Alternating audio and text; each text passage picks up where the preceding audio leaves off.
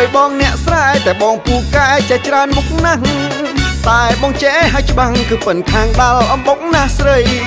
ត្រូវនឹងបនអ៊ំទូកសំពះព្រះខែនេះណាថ្លៃជាពូជស្រីថ្មី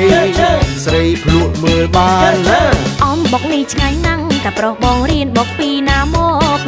អំបុកច្រើនក៏គោកតែត្រូវមាត់អូនគឺប្រុងកាលយ៉ាន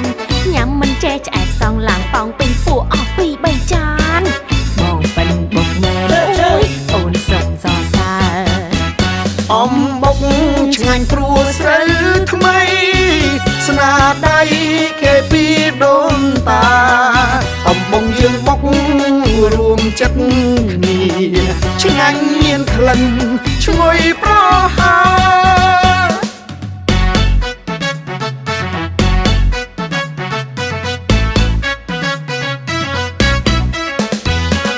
ចង់ឲ្យបងរៀនតែបងមានអ្វីឲ្យស្រីចេះទេព្រោះលីបងពូកែល្បីពេញស្រុកខាងបុកស្រូវថ្មីអូនក៏ចង់ចេះដែរសូមប្រុសមានមេជួយបងហាត់ស្រីតើបងព្រមទេ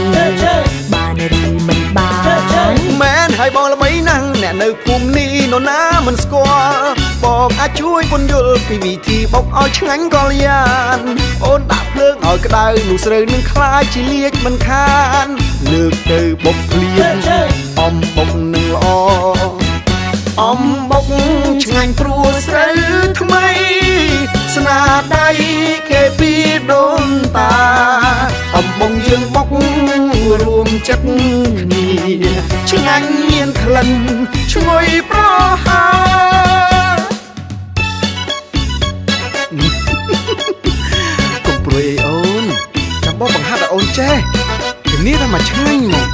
ជំនាញថាមកឆ្ងាញ់តែហ្មងណាអូនណា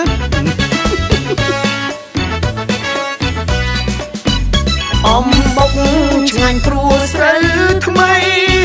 ស្នាដៃគេពីដូនតាអំបងយើងបុក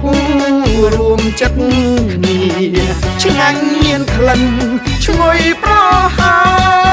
រអំបុកឆ្ងាញ់ព្រោះស្រូវថ្មីស្នាដៃគេពីដូនតាអំបងយើងបុករួមចិត្តគ្នាឆ្ងាញ់មានក្លិនឈ្ងុយប្រហើរ